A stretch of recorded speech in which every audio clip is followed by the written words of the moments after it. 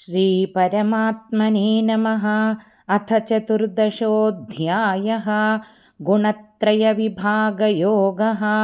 श्रीभगवानुवाच परं भूयः प्रवक्ष्यामि ज्ञानानां ज्ञानमुत्तमं यज्ञात्वा मुनयः सर्वे परां सिद्धिमितो गताः।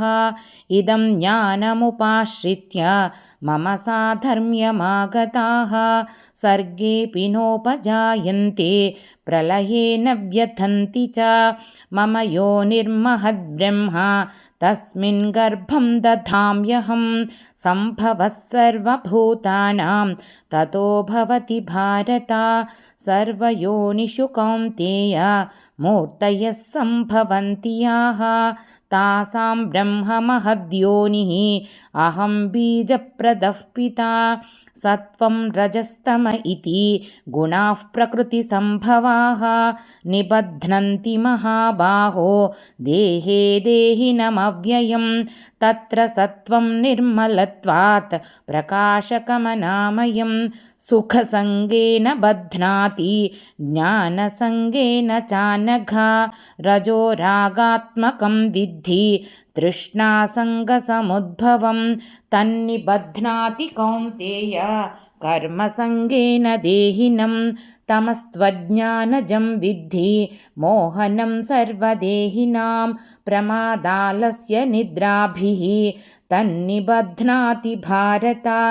सत्वं सुखे संजयति रजः कर्मणि भारत ज्ञानमावृत्य तु तमः प्रमादे संजयत्युत।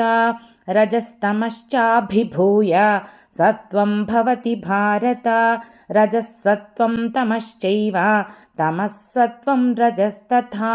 सर्वद्वारेषु देहेऽस्मिन् प्रकाश उपजायते ज्ञानं यदा तदा विद्यात् विवृद्धं सत्वमित्युत। लोभः प्रवृत्तिरारम्भः कर्मणामशमस्पृहा रजस्येतानि जायन्ते विवृद्धे भरतर्षभा।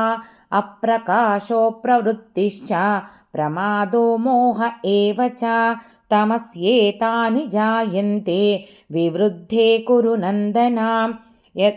यदा सत्त्वे प्रवृद्धे तु प्रलयं याति देहभृत् तदोत्तमविदां लोकान् अमलान् प्रतिपद्यते।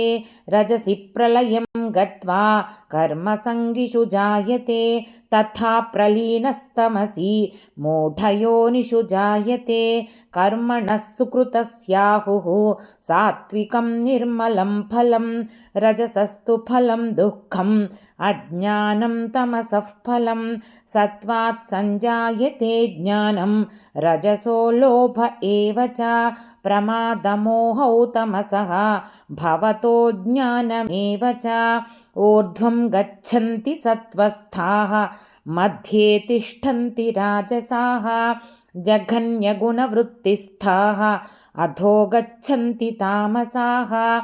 नान्यं गुणेभ्यः कर्तारं यदा द्रष्टानुपश्यति गुणेभ्यश्च परं वेत्ति मद्भावं सोऽधिगच्छति। गुणानेतानतीत्यत्रीन् देही देहसमुद्भवान् जन्म मृत्युजरा दुःखैः विमुक्तो मृतमश्नुते। अर्जुन उवाच कैर्लिङ्गैस्त्रीन् गुणानेतान् अतीतो भवति प्रभो किमाचारः कथं चैतान् त्रीन् गुणानतिवर्तते।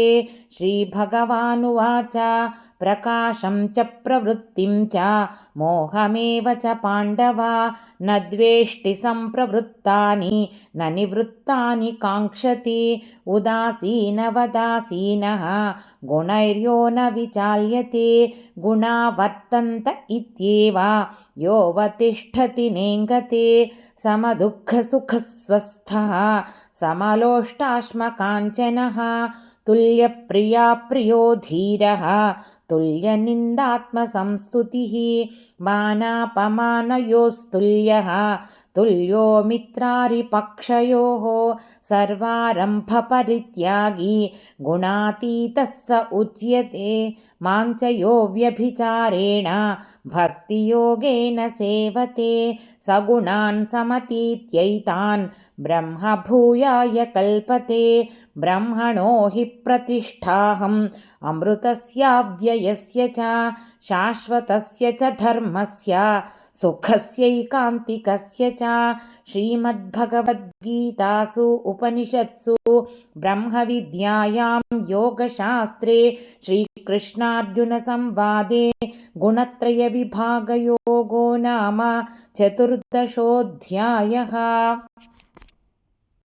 నా ఈ ప్రయత్నం మీకు నచ్చినట్లయితే భక్తి అన్లిమిటెడ్ ఛానల్ని సబ్స్క్రైబ్ చేసుకుని మీ అభిప్రాయాలను కామెంట్స్ రూపంలో తెలియజేయండి.